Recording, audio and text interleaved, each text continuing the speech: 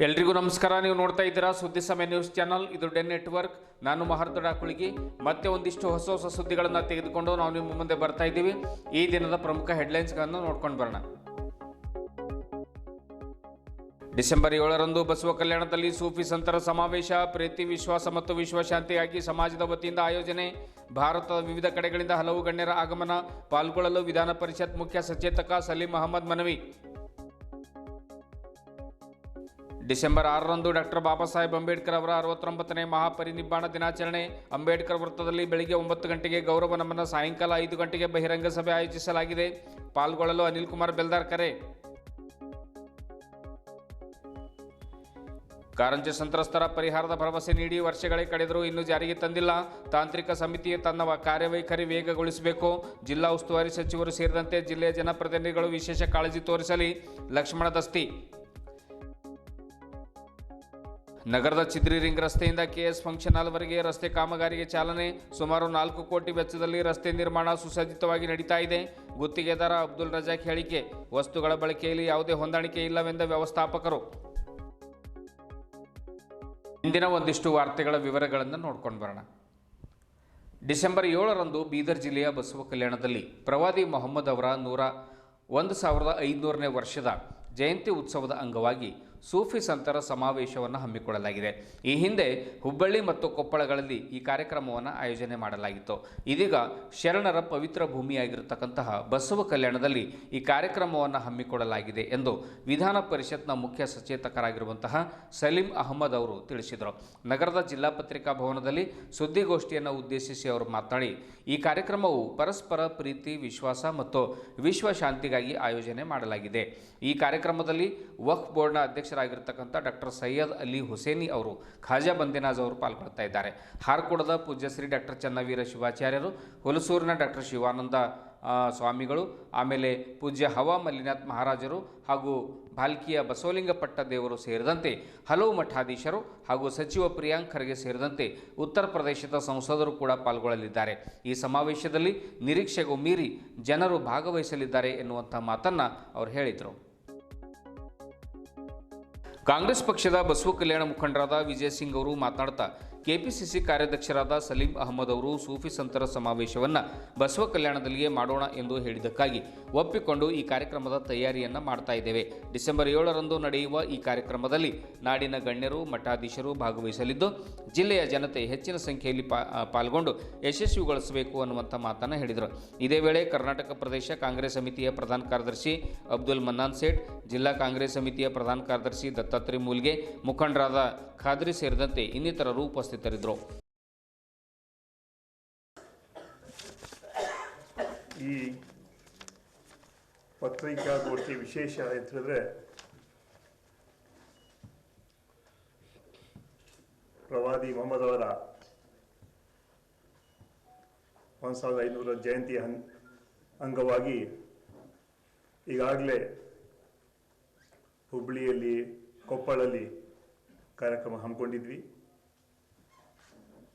ಶರಣರ ನಾಡಾದ ಬಸವ ಕಲ್ಯಾಣದಲ್ಲಿ 7ನೇ ತಾರೀಕು ದೊಡ್ಡ ಒಂದು ಸೂಫಿ ಸಂತರ ಸಮಾವೇಶವನ್ನು ನಾವು ಹಮ್ಮಿಕೊಂಡಿದ್ದೀವಿ.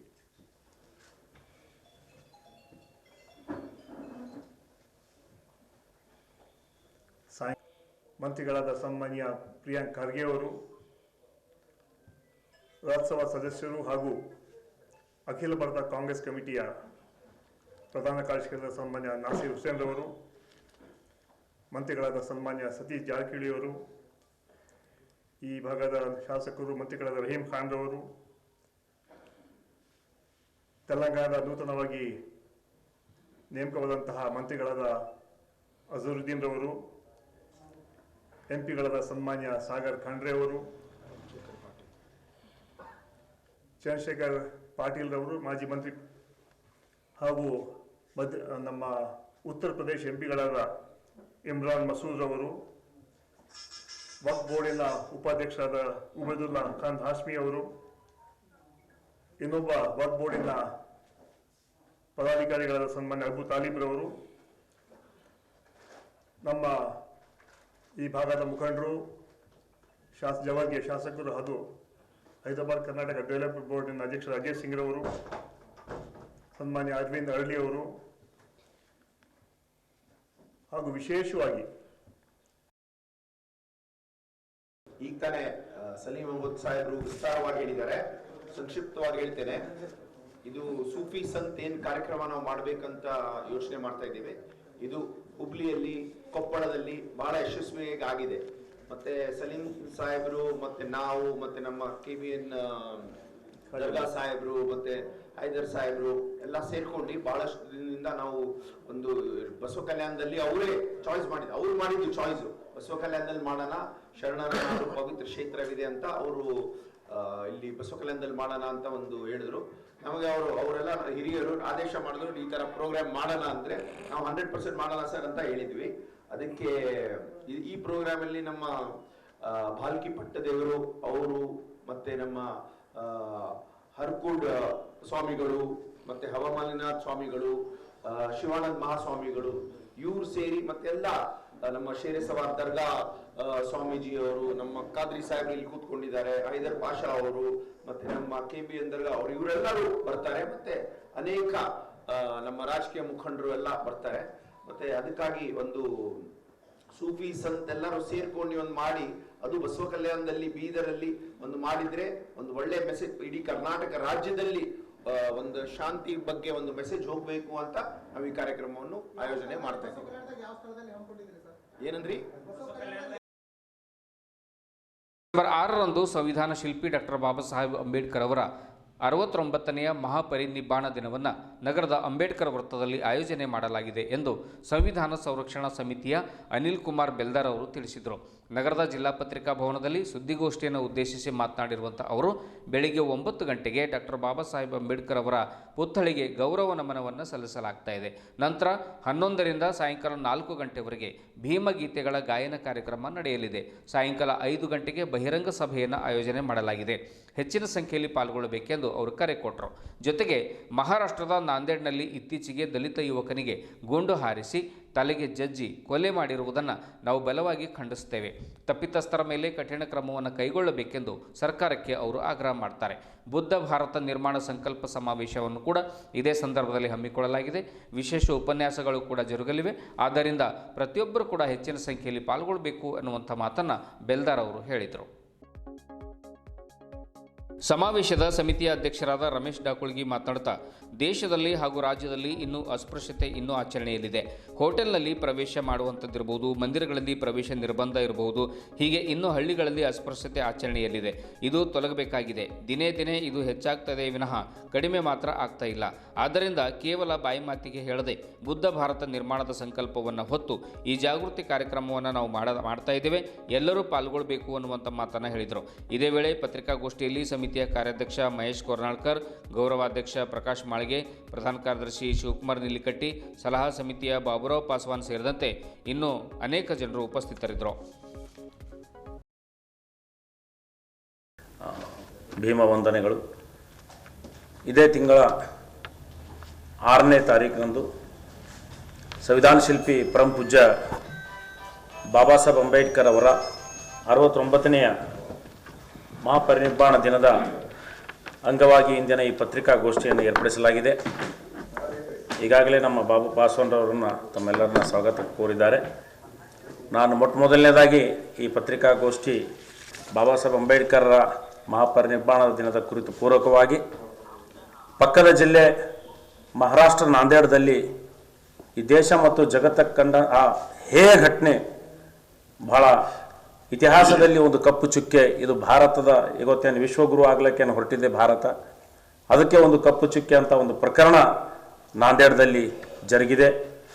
ಇದು ಮಾನವ ಕುಲಕ್ಕೆ ಮತ್ತು ನಾವೇನು ಇವತ್ತಿನ ಕಾಲದಲ್ಲಿ ಆಧುನಿಕ ಕಾಲದಲ್ಲಿ ಇವತ್ತು ಏನು ತಂತ್ರಜ್ಞಾನ ಕಾಲದಲ್ಲಿ ಬರ್ತಕ್ಕಂಥ ಈ ಒಂದು ದಿನದಲ್ಲಿ ಇಂಥ ಘೋರವಾದಂತಹ ಒಂದು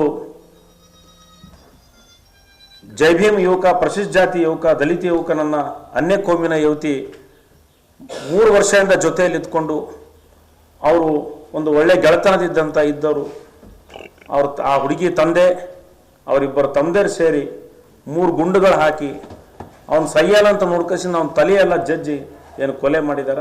ಆ ಘಟನೆ ಫಸ್ಟ್ ನಾವು ಇಲ್ಲಿ ಖಂಡಿಸ್ತಾ ಇದ್ದೀವಿ.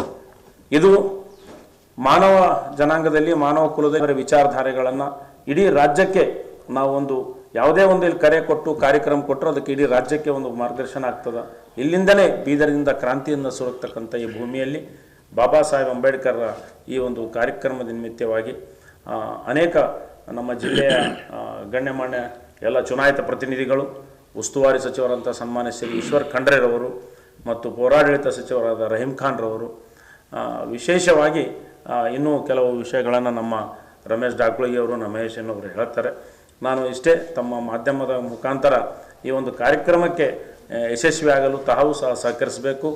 ಅಂದು ಬೆಳಗ್ಗೆ 9 ಗಂಟೆಗೆ ಡಾಕ್ಟರ್ ಬಾಬಾ ಸಾಹೇಬ್ ಅಂಬೇಡ್ಕರ್ ವೃತ್ತದಲ್ಲಿ ವಿಶೇಷ ಪೂಜೆ ಮತ್ತು ಅಲ್ಲಿ ಕಾರ್ಯಕ್ರಮವಿರುತ್ತೆ. ಅದಕ್ಕೂ ತಾವು ಎಲ್ಲರೂ ಬರಬೇಕು, ಸಹಕಾರ ಕೊಡಬೇಕು. ಆಮೇಲೆ ಸಂಜೆ ಬಹಿರಂಗ ಸಭೆ ಇದೆ. ಅದಕ್ಕಿಂತ ಮುಂಚಿತವಾಗಿ ಭೀಮಾ ಗೀತೆಗಳೊಂದಿಗೆ ಬಾಬಾ ಸಾಹೇಬರಿಗೆ ನುಡಿನಮನ ಕಾರ್ಯಕ್ರಮ ಸಲ್ಲಿಸೋದಿದೆ. ತಾವೆಲ್ಲರೂ ಬಂದು ಅದನ್ನು ನೋಡಬೇಕು, ಆಲಿಸಬೇಕು ಮತ್ತು ಪ್ರಚಾರ ಕೊಡಬೇಕಂತ ನಾನು ಕೇಳ್ಕೊತಿದ್ದೀನಿ. ಮುಂದಿನ ವಿಷಯಗಳು ನಮ್ಮ ಗೆಳೆಯರಾದಂಥ ರಮೇಶ್ ಡಾಕ್ಳುಗಿಯವರು ಮತ್ತು ಮಹೇಶ್ ಅವರು ಹೇಳ್ತಾರೆ. ಧನ್ಯವಾದ. ಸಂವಿಧಾನ ಶಿಲ್ಪಿ, ಸಾಮಾಜಿಕ ನ್ಯಾಯ ಮತ್ತು ಸಮಾನತೆ ಹರಿಕಾರರಾಗಿರ್ತಕ್ಕಂಥ ಪರಮ ಪೂಜ್ಯ ಭಾರತ ರತ್ನ ಡಾಕ್ಟರ್ ಬಾಬಾ ಸಾಹೇಬ್ ಭೀಮರಾವ್ ಅಂಬೇಡ್ಕರ್ ಅವರ 69ನೇ ಪರಿನಿರ್ವಾಣ ದಿನವನ್ನು ಬುದ್ಧ ಭಾರತ ನಿರ್ಮಾಣ ಸಂಕಲ್ಪ ಸಮಾವೇಶದ ಒಂದು ಟೈಟಲ್ ಹೆಸರಿನಲ್ಲಿ ನಾವು ಮಾಡ್ತಾಯಿದ್ದೀವಿ. ಇದು ಬುದ್ಧ ಭಾರತ ನಿರ್ಮಾಣ, ಇದ್ರ ಸಂಕ್ಷಿಪ್ತ ಬಾಬಾ ಸಾಹೇಬ್ ಅಂಬೇಡ್ಕರ್ ಅವರು ಅಕ್ಟೋಬರ್ 14, 1956ನಲ್ಲಿ, ಅಂದರೆ ಅವರು ಸಾಯೋದಕ್ಕಿಂತ 3 ತಿಂಗಳ ಮುಂಚಿತವಾಗಿ ಒಂದು ಕೊನೆಯ ಸಂಕಲ್ಪ ಇತ್ತು ಬಾಬಾ ಸಾಹೇಬ್ ಅಂಬೇಡ್ಕರ್ ಅವರು. ಏನಂತ, ಈ ದೇಶದಲ್ಲಿ ಅಸ್ಪೃಶ್ಯ ಸಮುದಾಯ ಸಾವಿರಾರು ವರ್ಷಗಳಿಂದ ಅಪಮಾನ ಅವಮಾನಗಳಿಂದ ನೋವು ಅನುಭವಿಸ್ತಾ ಇದೆ. ಅಪ್ಪಿಕೊಂಡು ಬಾಬಾ ಸಾಹೇಬ್ ಅಂಬೇಡ್ಕರ್ ಅವರು ಬೌದ್ಧ ಧರ್ಮಕ್ಕೆ ಮತಾಂತರ ಹೊಂತಾರೆ. ಅಲ್ಲಿ ಹೇಳ್ತಾರೆ ಅವರು, ಈ ಭಾರತ ದೇಶವನ್ನ ಬುದ್ಧನ ತತ್ವಗಳ ಆಧಾರದ ಮೇಲೆ, ಬುದ್ಧನ ಆದರ್ಶಗಳ ಮೇಲೆ ನಿರ್ಮಾಣ ಮಾಡಬೇಕಾಗಿದೆ. ಹಾಗಾಗಿ ಈ ಭಾರತ ಬೌದ್ಧ ಭಾರತ ನಿರ್ಮಾಣವಾದಾಗ ಇಲ್ಲಿ ಎಲ್ಲರಿಗೂ ನಾಗರಿಕ ಸಮಾನ ಅವಕಾಶಗಳು ಸಿಗ್ತವೆ ಅಂತಕ್ಕಂಥ ಕಾನ್ಸೆಪ್ಟ್ ಬಾಬಾ ಸಾಹೇಬ್ ಅಂಬೇಡ್ಕರ್ ಅವ್ರದ್ದು ಆಗಿತ್ತು. ಆ ಕಡೆಕಾರ ಅವ್ರ ಕೊನೆ ಕನಸು ಭಾರತ ಬೌದ್ಧಮಯ ಭಾರತ, ಬುದ್ಧ ಭಾರತ ಅಂದ್ರೆ ಇಡೀ ಭಾರತದಲ್ಲಿ ಇರ್ತಕ್ಕಂಥ ಎಲ್ಲರೂ ಬುದ್ಧರಾಗಂತದ ಇಲ್ಲದು. ಆದ್ರೆ ಬುದ್ಧ ಭಾರತ ಅಂದ್ರೆ ಬುದ್ಧ ಕಂಡಂತ ಒಂದು ವಿಜ್ಞಾನ ಭಾರತ, ಒಂದು ಸೈನ್ಸ್ ಇಂಡಿಯಾ ಕನಸು ಕಟ್ಟಬೇಕಂತಕ್ಕಂಥದ್ದು ವಿಜ್ಞಾನ ಭಾರತ, ತಂತ್ರಜ್ಞಾನ ಭಾರತ, ಸಮಾನ ಅವಕಾಶಗಳು ಉಳ್ಳುವಂಥ ಭಾರತವನ್ನ ನಿರ್ಮಾಣ ಮಾಡಬೇಕು. ಅದಕ್ಕೆ ಬುದ್ಧನ ತತ್ವಗಳೇ ಅಡಿಪಾಯ ಅಂತಕ್ಕಂಥ ಬಾಬಾ ಸಾಹೇಬ್ ಅಂಬೇಡ್ಕರ್ ಕೊನೆ ಕನಸನ್ನ ನಾವು ನನಸು ಮಾಡೋಗೋಸ್ಕರ ಇವತ್ತಿಡೀ ಭಾರತ ದೇಶಾದ್ಯಂತ ಇವತ್ತು ಅಸ್ಪೃಶ್ಯರು ಬೌದ್ಧ ಧರ್ಮ ಕಡೆಗೆ ಮುಖ ಮಾಡಿ ನಿಂತಿದ್ದಾರೆ. ಇದೇ ಕಾರಣ ಕಾರಂಜ ಸಂತ್ರಸ್ತರ ಹೋರಾಟ ಸಮಿತಿ ವತಿಯಿಂದ ಬೀದರ್ ಜಿಲ್ಲಾಧಿಕಾರಿಗಳ ಕಚೇರಿ ಎದುರುಗಡೆ ಕಳೆದ ವರ್ಷ ಸುಮಾರು 920 ದಿನಗಳವರೆಗೆ ಧರಣಿ ಸತ್ಯಾಗ್ರಹವನ್ನು ಮಾಡಲಾಗಿತ್ತು. ಸರ್ಕಾರ ಒಂದು ತಾಂತ್ರಿಕ ಸಮಿತಿ ಕೂಡ ರಚನೆ ಮಾಡಿ ಸೂಕ್ತ ಪರಿಹಾರವನ್ನು ನೀಡುವ ಕುರಿತು ಭರವಸೆ ಕೂಡ ನೀಡಿತ್ತು. ಅದರಂತೆ ಜಿಲ್ಲಾ ಉಸ್ತುವಾರಿ ಸಚಿವರ ಸತತ ಪ್ರಯತ್ನದಿಂದ ಈ ಸಮಿತಿಯನ್ನು ರಚನೆಯಾಯಿತು. ಆದರೆ ಇಂದಿಗೂ ಕೂಡ ಪರಿಹಾರ ಮಾತ್ರ ಸಂತ್ರಸ್ತರಿಗೆ ಮರೀಚಿಕೆಯಾಗಿದೆ. ಮಾನವೀಯತೆ ಆಧಾರದ ಮೇಲೆ ಆದಷ್ಟು ಬೇಗನೆ ಪರಿಹಾರವನ್ನು ನೀಡಬೇಕೆಂದು ಕಲ್ಯಾಣ ಕರ್ನಾಟಕ ಹೋರಾಟ ಸಮಿತಿಯ ಅಧ್ಯಕ್ಷರಾದ ಲಕ್ಷ್ಮಣ ದಸ್ತಿ ತಿಳಿಸಿದರು. ಬೀದರ್ನ ಒಂದು ಪತ್ರಿಕಾ ಭವನದಲ್ಲಿ ಸುದ್ದಿಗೋಷ್ಠಿಯನ್ನು ಉದ್ದೇಶಿಸಿ ಮಾತನಾಡಿರುವಂಥ ಅವರು, ಜಿಲ್ಲಾ ಉಸ್ತುವಾರಿ ಸಚಿವ ಈಶ್ವರ್ ಖಂಡ್ರೆ ಅವರು, ಸಚಿವ ರಹೀಂ ಖಾನ್ ಅವರು, ಜಿಲ್ಲೆಯ ಎಲ್ಲ ಶಾಸಕರು, ಸಂಸದ ಸಾಗರ್ ಖಂಡ್ರೆ ಅವರು ಈ ಕುರಿತು ವಿಶೇಷ ಮುತುವರ್ಜಿಯನ್ನು ವಹಿಸಿ ಸಂತ್ರಸ್ತರಿಗೆ ಪರಿಹಾರವನ್ನು ಕೊಡಿಸುವಲ್ಲಿ ಪ್ರಯತ್ನ ನಿರಂತರವಾಗಿ ಸತತ ಪ್ರಯತ್ನ ಮಾಡಬೇಕು ಅನ್ನುವಂಥ ಮಾತನ್ನು ದಸ್ತಿ ಅವರು ಹೇಳಿದರು. ಹಿರಿಯ ಸಾಹಿತಿ ಆರ್.ಕೆ. ಹುಡುಗಿ ಮಾತನಾಡ್ತಾ, ಸಂತ್ರಸ್ತರು ತಮ್ಮ ಜಮೀನನ್ನು ಬಿಟ್ಟುಕೊಟ್ಟಿದ್ದಾರೆ. ಕೆಲವರ ಜಮೀನು ಮುಳುಗಡೆಯಾಗಿವೆ. ಬದುಕಲು ಅವರಿಗೆ ಸಾಕಷ್ಟು ತೊಂದರೆ ಆಗ್ತಾ ಇದೆ. ಇಡೀ ರಾಜ್ಯ ಇವರ ಹೋರಾಟವನ್ನು ಈಗಾಗಲೇ ಕಂಡಿದೆ. ಆದರೂ ಕೂಡ ವಿಳಂಬ ನೀತಿ ಅನುಸರಿಸುತ್ತಿರುವುದು ಸರಿಯಲ್ಲ. ಆದ್ದರಿಂದ ಜನವರಿ 2026ರ ಒಳಗಾಗಿ ಸಂತ್ರಸ್ತರ ಖಾತೆಗೆ ಪರಿಹಾರವನ್ನು ಒದಗಿಸಬೇಕು. ಇಲ್ಲದೇ ಇದ್ದರೆ ಮುಂದಿನ ದಿನಗಳಲ್ಲಿ ರೈತರು ಮತ್ತೆ ಹೋರಾಟವನ್ನು ಮುಂದುವರಿಸುತ್ತಾರೆ ಎನ್ನುವಂಥ ಮಾತನ್ನು ಹೇಳಿದರು. ಇದೇ ವೇಳೆ ಚಂದ್ರಶೇಖರ್ ಪಾಟೀಲ್ ಹೊಚಕ್ನಳ್ಳಿ, ಪ್ರಮುಖರಾದ ವಿನಯ್ ಮಾಳ್ಗೆ, ವೀರಭದ್ರಪ್ಪ ಉಪ್ಪಿಲ್ ಸೇರಿದಂತೆ 10 ಜನ ಸಂತ್ರಸ್ತರು ಹಾಜರಿದ್ದರು. ರಹೀಂ ಖಾನ್ ಸಾಹೇಬರು ಜಿಲ್ಲೆ ಏನದಲ್ಲ MLA ಅವರು MLC ಅವರು ಈ ವಿಷಯದ ಬಗ್ಗೆ ಸರ್ಕಾರಕ್ಕೆ ಏನಪ್ಪಾ ಅಂದ್ರೆ ಒಂದು ಎಚ್ಚರಿಕೆ ಕೊಡಬೇಕಂತ ಆಗ್ರಹ ಮಾಡ್ತೀವಿ. ಮತ್ತು ಈ ಒಂದು ಹೋರಾಟ ಏನದಲ್ಲ ಇದು ಒಂದು ಐತಿಹಾಸಿಕವಾದಂಥ ಹೋರಾಟ. ಯಾಕಂದ್ರೆ ಈ ಒಂದು ಹೋರಾಟ ಯಾಕೆ ಐತಿಹಾಸಿಕ ಅಂದ್ರೆ ನಮ್ಮ ಕರ್ನಾಟಕ ರಾಜ್ಯದಲ್ಲಿ ಒಂದು ಕೃಷ್ಣಾ ಜಲಾಯನ ಪ್ರದೇಶ, ಒಂದು ಕಾವೇರಿ ಜಲಾಯನ ಪ್ರದೇಶ, ಒಂದು ಗೋದಾವರಿ ಜಲಾಯನ ಪ್ರದೇಶ, ಕಾವೇರಿ ಜಲಾಯನ ಪ್ರದೇಶಕ್ಕೆ 100% ನ್ಯಾಯ ಕೊಟ್ರಿ, ಕೃಷ್ಣಾ ಜಲಾಯನ ಪ್ರದೇಶಕ್ಕೆ 90% ನ್ಯಾಯ ಕೊಟ್ರಿ, ಗೋದಾವರಿ ಜಲಾಯನ ಪ್ರದೇಶಕ್ಕೆ ನ್ಯಾಯನೇ ಸಿಗ್ತಾ ಇಲ್ಲ. ಇದು ಈ ರೀತಿ ನಿರ್ಲಕ್ಷ್ಯ ಆಗಬಾರ್ದು ಎಂಬುದು. ಒಂದ್ ಕಡೆ ಗಡಿ ಜಿಲ್ಲೆ ಕನ್ನಡ ತಾಯಿ ಭುವನೇಶ್ವರಿ ಅಂತೀರಿ, ಮತ್ತೊಂದ್ ಕಡೆ ಈ ರೀತಿ ನಿರ್ಲಕ್ಷ್ಯ ಮಾಡೋದು ಯಾವ ನ್ಯಾಯ ಅದ? ಅದಕ್ಕೆ ನಾವೇನದಲ್ಲ ಕಾರಂಜ ಸಂತರ್ಥ ಹೋರಾಟ ಸಮಿತಿ ಇಷ್ಟು ದುಡ್ಡು ಕೊಡ್ರಿ ಅಷ್ಟು ದುಡ್ಡು ಕೊಡ್ರಿ ಅಂತ ಕೇಳ್ತಾ ಇಲ್ಲ. ನ್ಯಾಯಾಲಯ ನೀವು ಮಾಡಿದ್ರೆ ನ್ಯಾಯಾಲಯ ಪ್ರಕಾರ ಕೊಡ್ರಿ ಅಂತ ಹೇಳಿ ನಾವು ಹೇಳಿದ್ದೀವಿ. ಈಗಾಗಲೇ ಸಮಿತಿಯ 6 ಸದಸ್ಯರಲ್ಲಿ ಏನು ಸದಸ್ಯ ಕಾರ್ಯದರ್ಶಿ ಇದ್ದಾರೆ ಧಾರವಾಡದವರು, ಅವರು ಕ್ರಿಯಾಶೀಲವಾಗಿ ಕೆಲಸ ಮಾಡ್ತಾ ಇದ್ದಾರೆ. ಅವ್ರು ಮಾಡುವಂತ ಕೆಲಸದ್ದು ಅಧಿಕೃತವಾದಂತ ಮಾಹಿತಿ ನಮ್ಮಲ್ಲಿ ಸಿಕ್ಕಿಲ್ಲ ಅಂದ್ರೆ ಬಲ್ಲ ಮೂಲ ಪ್ರಕಾರ ಒಳ್ಳೆಯ ವರದಿ ಸಿದ್ಧ ಮಾಡ್ತಾ ಇದ್ದಾರೆ. ಮತ್ತು ಆ ವರದಿ ಡಿಸೆಂಬರ್ 25 ತಾರೀಕು ಒಳಗಾಗಿ ಸರ್ಕಾರ ಕೊಡ್ತಾರ. ಮಾನ್ಯ ಮುಖ್ಯಮಂತ್ರಿಗಳು ಒಂದು ನಿರ್ಣಯ ತಗೊಂಡು ಹೊಸ ವರ್ಷದಲ್ಲಿ ಇವ್ರಿಗೆ ಹಣ ಬಿಡುಗಡೆ ಮಾಡ್ಬೇಕಂತ ಈ ಒಂದು ಪತ್ರಿಕಾಗೋಷ್ಠಿ ಮುಖಾಂತರ ಆಗ್ರಹ ಮಾಡ್ತೀನಿ. ಮತ್ತೊಂದು ವಿಷಯ ಏನಂದ್ರೆ, ಕರ್ನಾಟಕ ರಾಜ್ಯ ರಚನೆ ಆಯಿತು, ನಾವು 700 ಕಿಲೋಮೀಟರ್ ಔರಾದಕ್ಕೆ ಆಗ್ತದ, 700 ಕಿಲೋಮೀಟರ್ ಬೀದರ್ಕ್ ಆಗ್ತದ, 600 ಕಿಲೋಮೀಟರ್ ಗುಲ್ಬರ್ಗ ಆಗ್ತದ, 500 ಕಿಲೋಮೀಟರ್ ರಾಯಚೂರು ಆದ್ರೂ ನಾವೇನದಲ್ಲ ವಿಶಾಲ ಮೈಸೂರದಾಗ ಸೇರ್ತೀವಿ, ಕನ್ನಡಿಗರೆಲ್ಲ ಒಂದಾಗ್ತೀವಿ. ನಾವು ಕನ್ನಡಿಗರೆಲ್ಲ ಒಂದಾಗ ಮಾತ್ರ ನಮ್ಮ ಶಕ್ತಿ ಪ್ರದರ್ಶನ ಆಗ್ತದ, ನಮ್ಮೊಂದು ರಾಜ್ಯ ಆಗ್ತದ. ನಾವು ಇತಿಹಾಸದಿಂದ ಮೆರೆದಂಥವ್ರು 800 ವರ್ಷ ಮೊದಲು ನಾವು ಒಡೆದೋಗಿದ್ದೀವಿ. ಏನಲ್ಲ 800 ವರ್ಷ ಮೊದಲು ನಮ್ಮ ರಾಜ ತಮ್ಮ ಅಸ್ತಿತ್ವಕ್ಕಾಗಿ ಏನಲ್ಲ ಒಡೆದರು. ಅದಕ್ಕೆ ನಾವೆಲ್ಲ ಕನ್ನಡಿಗರು ಒಂದಾಗಬೇಕು. ಒಂದು ಕಡೆ ಮದ್ರಾಸ್ ಕರ್ನಾಟಕ, ಹೈದರಾಬಾದ್ ಸ್ಟೇಟ್ದವರು, ಆಮೇಲೆ ಬಾಂಬೆ ರೆಸಿಡೆನ್ಸಿದವರು, ಮದ್ರಾಸ್ ಸ್ಟೇಟ್ದವರು, ಮೈಸೂರು ಕರ್ನಾಟಕದವರು ಮತ್ತು ಕೋಡೂರು ಕರ್ನಾಟಕ, ಈ ರೀತಿ ಎಲ್ಲ ಪ್ರದೇಶ ನಾವು ಒಂದಾಗಬೇಕಂತ ಹೋರಾಟ ಮಾಡ್ತೀವಿ. ಆ ಹೋರಾಟದ ಫಲಸ್ವರೂಪ ನಾವು ಷರತ್ತುಗಳು ಒಪ್ಕೊಂಡೀವಿ. ವಿಶಾಲ ಮೈಸೂರು ರಾಜಧಾನಿ 56ದಾಗ ಸೇರಿದ್ದೀವಿ. ಸೇರಿದ ನಂತರ ನಮ್ಮ 30 ವರ್ಷ ತನಕ ಯಾರೂ ಕೇಳಿಲ್ಲ, ಯಾರ ನಾಯಿನೂ ಕೇಳಿಲ್ಲ, ಯಾರು ಕೇಳಿಲ್ಲ, ಯಾ ರಾಜಕಾಗಿನೂ ಕೇಳಿಲ್ಲ, ಯಾವ MLA ಕೇಳಿಲ್ಲ. 30 ವರ್ಷ ತನಕ ನಾವೇ ನಮ್ಮ ಧ್ವನಿ ನಾವು ಎತ್ತದಾಗ ಅವಾಗ ಏನಾದ ರಾಜಕಾರಣಿಗಳು ನಿಮಗೆ ಸಿಗ್ತಾರೆ. Day in and day out, ಮುಂಜಾನೆ ಸಂಜೆ ತನಕ ಯಾರ್ಯಾರ ರಾಜಕಾರಣಿಗಳು ನಿಮ್ಗೆ ಎಲ್ಲೆಲ್ಲಿ ಸಿಗ್ತಾರೋ ನೀವು ಕಾರಂಜ ರೈತರಿಗೆ ಪರಿಹಾರ ಕೊಡಿಸುವಲ್ಲಿ ಏನು ಮಾಡ್ತಾ ಇದ್ದೀರಿ, ನಿಮ್ಮದೇ ಜವಾಬ್ದಾರಿ ಅಂತ ಕೇಳಿದ್ರೆ, ನನಗೆ ಕೇಳಿದ್ರೆ ಈ ರೀತಿ ಕೇಳ್ತಕ್ಕಂಥ ಪ್ರಶ್ನೆ ಇರಲ್ಲ. It should become an obsession with you. ನಿಮಗೆ ಒಂಥರ ಗೇರ್ ಆಗಬೇಕು ಅಂತ ನಾನು ಭಾವಿಸ್ತಾ ಇದ್ದೀನಿ. ನಿಮಗೆ ಅನಿಸ್ತಾರೆ, ಎಲ್ಲ ರಾಜಕಾರಣಿಗಳು ನಿಮಗೆ ಅನಿಸ್ತಾರೆ, ಪತ್ರಕರ್ತರಿಗೆ ಗೌರವ ಕೊಡ್ತಾರೆ, ನಿಮ್ಮ ಮಾತಿಗೆ ಕಿಮ್ಮತ್ ಕೊಡ್ತಾರೆ. ಆದ್ದರಿಂದ ಈ ಡಿಮ್ಯಾಂಡ್ ಅನ್ನು, ಈ ಪ್ರಶ್ನೆಯನ್ನು ಒಂದು ಗೇರಾಗಿ ಇಟ್ಕೊಂಡು ಮುಂದಿನ ಒಂದು 2-3 ತಿಂಗಳ ತನಕ ನೀವು ಅವ್ರಿಗೆ ಬೆನ್ನು ಹಾಕ್ತದ್ರಿ ಅಂತಂದ್ರೆ ಡೆಫಿನೆಟ್ಲಿ ನೀವು ನಿಮ್ಮದೇ ಆದಂಥ ಒಂದು ಕಾಂಕ್ರೀಟ್ ಆದಂಥ ಕಂಟ್ರಿಬ್ಯೂಷನ್ ಕೊಟ್ಟಂಗೆ ಆಗ್ತದೆ ರೈತಾಪಿಗಳು. ದಯವಿಟ್ಟು ಇದನ್ನು ಗಮನಿಸಿ. ಮತ್ತೆ ನಾನು ಈ ಮೂಲಕ because happens to be my strong Khandre ಅವರು, ಈಶ್ವರ್ ಖಂಡ್ರೆ ಅವರು ಈಗಾಗಲೇ ಸ್ಪಂದಿಸಿದ್ದಾರೆ. ಏನಂದಾಗೂ ಕೂಡ ಈಗ ನಿಮ್ಮನ್ನೇ ನಾನು ಹೇಳ್ತಾ ಇದ್ದಲ್ಲ, ಜರ್ನಲಿಸಮ್ ವಿತ್ ಹ್ಯೂಮನ್ ಫೇಸ್ ಅದನ್ನು ಕೈಗೊಳ್ಳಬೇಕು. ಒಂದು ಮಾನವೀಯ ಮಟ್ಟದ ಜರ್ನಲಿಸಮ್ ಅನ್ನ, ಪತ್ರಿಕೋದ್ಯಮವನ್ನು ನೀವು ಇವತ್ತಿನಿಂದಾನೇ ಅಳವಡಿಸ್ಕೊಂಡು ಈ ರೈತರಿಗೆ ಅದ್ಭುತವಾದಂಥ ನಾ ಭೂತೋ ನಾ ಭವಿಷ್ಯಕ್ಕೆ ಅನ್ನುವಂಥ ಒಂದು ಪರಿಹಾರ ಕೊಡಿಸುವಲ್ಲಿ ನೀವು ಕೂಡ ನಿಮ್ಮ ಕಂಟ್ರಿಬ್ಯೂಷನ್ ಅನ್ನ ಕೊಡ್ರಿ ಅಂತ ಅತ್ಯಂತ ಕಾಳಜಿಯಿಂದ, ಕಳಕಳಿಯಿಂದ, with all humility and concern ನಾನು ನಿಮಗೆ ರಿಕ್ವೆಸ್ಟ್ ಮಾಡ್ತಾ ಇದ್ದೀನಿ. ಧನ್ಯವಾದ.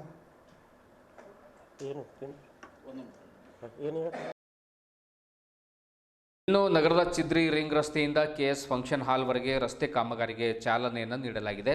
ಡಾಂಬರೀಕರಣ ರಸ್ತೆ, ಬೀದಿ ದೀಪಗಳು, ಫುಟ್ಪಾತ್ ನಿರ್ಮಾಣ ಸೇರಿದಂತೆ ಇನ್ನಿತರ ಕಾಮಗಾರಿಗಳನ್ನು 4 ಕೋಟಿ ರೂಪಾಯಿ ವೆಚ್ಚದಲ್ಲಿ ಮಾಡಲಾಗ್ತಾ ಇದೆ ಎಂದು ಗುತ್ತಿಗೆದಾರ ಅಂದರೆ ಸಬ್ ಗುತ್ತಿಗೆದಾರರ ಅಬ್ದುಲ್ ರಜಾಕ್ ಅವರು ತಿಳಿಸ್ತಾರೆ. ಪೌರಾಡಳಿತ ಸಚಿವ ರಹೀಂ ಖಾನ್ ಅವರ ಒಂದು ಆದೇಶದ ಮೇರೆಗೆ ಈ ಕಾಮಗಾರಿ ಆರಂಭ ಆಗಿದೆ. ಮಳೆಗಾಲದಲ್ಲಿ ಈ ರಸ್ತೆಗಳ ಮೇಲೆ ವಿಪರೀತ ತಗ್ಗುಗುಂಡಿಗಳು ಬೀಳ್ತಾ ಇತ್ತು. ಹಾಗಾಗಿ ಸಾರ್ವಜನಿಕರಿಗೆ ಓಡಾಡಲಿಕ್ಕೆ ಸಾಕಷ್ಟು ತೊಂದರೆ ಕೂಡ ಆಗ್ತಾ ಇತ್ತು. ಈ ಕಾರಣಕ್ಕಾಗಿ ಸಚಿವರು ಜನತೆಗೆ ಅನುಕೂಲ ಆಗಲಿ ಅಂತ ತಿಳ್ಕೊಂಡು ರಸ್ತೆ ನಿರ್ಮಾಣ ಮಾಡಲಾಗ್ತಾ ಇದೆ. ರಸ್ತೆ ಮಾಡುವಂತಹ ಒಂದು ವಸ್ತುಗಳಲ್ಲಿ ಅಂದರೆ ಡಾಂಬರ್ ಇರಬಹುದು, ಕಂಕರ್ ಇರಬಹುದು, ಇನ್ನಿತರ ಯಾವುದೇ ಒಂದು ಮಟೀರಿಯಲ್ ಇರಬಹುದು, ಆ ಒಂದು ಮಟೀರಿಯಲ್ ಬಳಕೆಯಲ್ಲಿ ಯಾವುದೇ ಹೊಂದಾಣಿಕೆ ಮಾಡಿಕೊಂಡಿಲ್ಲ. ಒಂದು ಸುಸಜ್ಜಿತವಾಗಿ ರಸ್ತೆಗಳನ್ನು ನಿರ್ಮಾಣ ಮಾಡ್ತಾ ಇದ್ದೇವೆ ಅನ್ನುವಂಥ ಮಾತನ್ನು ಕೂಡ ಹೇಳಿದರು. ಇದೇ ವೇಳೆ ಸ್ಥಳೀಯರು ಕೂಡ ರಸ್ತೆ ಕಾಮಗಾರಿಯನ್ನು ಮಾಡ್ತಾ ಇರುವುದನ್ನು ವೀಕ್ಷಿಸಿ ಮೆಚ್ಚುಗೆ ಕೂಡ ವ್ಯಕ್ತಪಡಿಸಿದರು. 4 ಕೋಟಿ ಅನುದಾನದಲ್ಲಿ parking, tiles parking, drainage, one way ಮತ್ತು ಡಿವೈಡರ್ಸ್ ಕಾಮಗಾರಿಗಳಿವೆ. ಇದುವರೆಗೆ ಯಾವುದೇ ಪೆಂಡಿಂಗ್ ವರ್ಕ್ ಇರುವುದಿಲ್ಲ. ಈ ಹಿಂದೆ ಮಳೆ ಬಂದು ಕಿತ್ತುಕೊಂಡು ಹೋದ ರಸ್ತೆಗಳನ್ನು ಗುರುತಿಸಿ ರಿಪೇರಿ ಮಾಡಿಸಲಾಗಿದೆ. ಇನ್ನು ಮುಂದೆ ಈ ರೀತಿಯ ಸಮಸ್ಯೆಗಳು ಬರುವುದಿಲ್ಲ ಎಂದು ಭರವಸೆಯನ್ನು ನೀಡಿದರು. ಈ ಮೊದಲು 2 ಇಂಚು ಡಾಂಬರೀಕರಣವನ್ನು ರಸ್ತೆ ಮಾಡಿಸಲಾಗಿದೆ. ಇಂದು ಅದರ ಮೇಲೆ ಇನ್ನೂ 1 ಇಂಚು ಡಾಂಬರೀಕರಣ ಫಿನಿಶಿಂಗ್ ಮಾಡಿಸಲಾಗ್ತಾ ಇದೆ ಎಂದು ಹೇಳಿದರು. ಇವರು ಹೇಳಿದಂತೆ ಇನ್ನು ಮುಂದೆ ರಸ್ತೆಗಳು ಹಾಳಾಗದೆ ಸಾರ್ವಜನಿಕರಿಗೆ ಅನುಕೂಲ ಆದರೆ ಸಾಕು. ರಸ್ತೆ ಕಾಮಗಾರಿ ಉತ್ತಮವಾಗಿ ನಡೀತಾ ಇದೆ ಎಂದು ಸಾರ್ವಜನಿಕರು ಕೂಡ ತಮ್ಮ ಅಭಿಪ್ರಾಯವನ್ನು ವ್ಯಕ್ತಪಡಿಸಿದ್ದಾರೆ.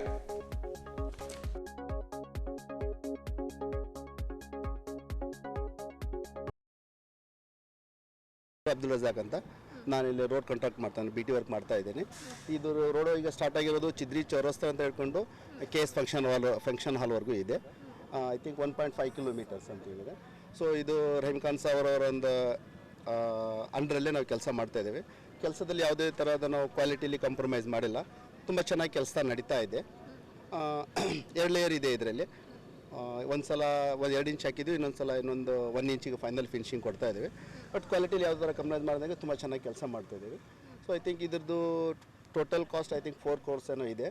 ಬಟ್ BT ಅಷ್ಟೇ ಅಲ್ಲ, ಇದರಲ್ಲಿ ಪಾರ್ಕಿಂಗ್ ಇದೆ, ಟೈಲ್ಸ್ ಪಾರ್ಕಿಂಗ್ ಇದೆ, ಡಿವೈಡರ್ಸ್ ಇದೆ, BT ರೋಡ್ ಇದೆ.